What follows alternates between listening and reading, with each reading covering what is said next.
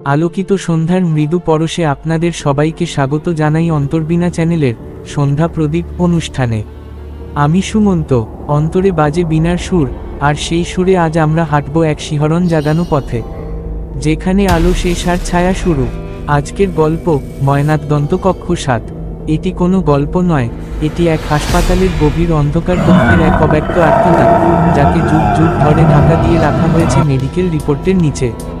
কিন্তু কিছু সত্য আছে যেগুলো সময় পেরিয়ে নিজেই মুখ খোলে। এক পুরনো হাসপাতাল, বাইরে ঝিরিঝিরি বৃষ্টি, রাত তখন 11:48। ইন্টার্ন ডাক্তার সায়ন্তনী তার নৈশ শিফটে ঢুকেছে। আজকে তাই রাতের আপডেট এবং একটি পুরনো ফাইল রিভিউ।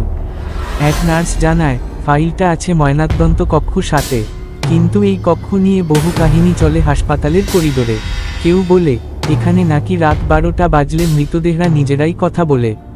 কেউ বলে ফাইল নিতে গেল সে, লাইট জ্বালাতেই হঠাৎ একটা ঠান্ডা হাওয়া বয়ে যায়, জানালার পর্দা একা নড়ছে।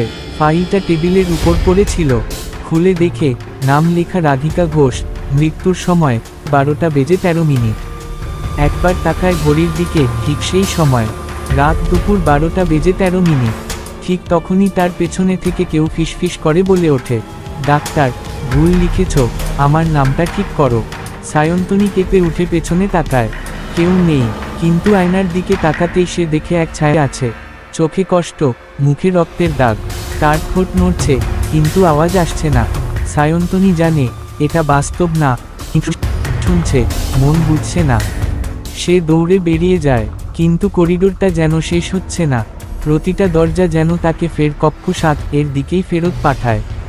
অবশেষে সে ঘরে ফিরে যায় ফাইলটা বন্ধ করতে। ফাইল বন্ধ করতেই বিদ্যুৎ চলে যায়।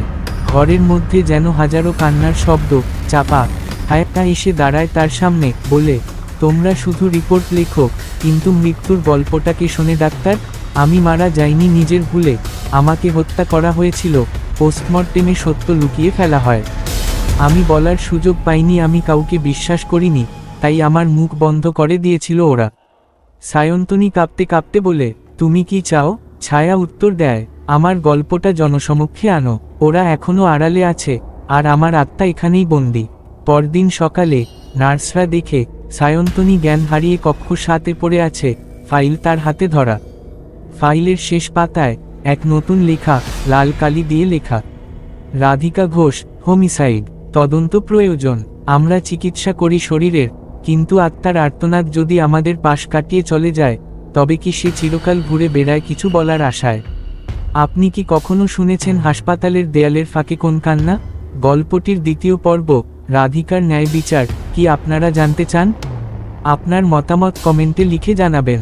ভিডিওটি ভালো লাগলে শেয়ার করবেন। আর একটি ছোট্ট অনুরোধ, জানিনা রাখবেন কিনা, অন্তর্বীণা চ্যানেলকে সাবস্ক্রাইব করতে অবশ্যই ভুলবেন না। আমি সুমন্ত, অন্তর্বীণার পক্ষ থেকে বিদায় জানাই আজকের সন্ধ্যা প্রদীপ অনুষ্ঠানে। দেখা হবে আবার, যেখানে ছায়া বলে গল্প, আর আমরা শুনি হৃদয় দিয়ে।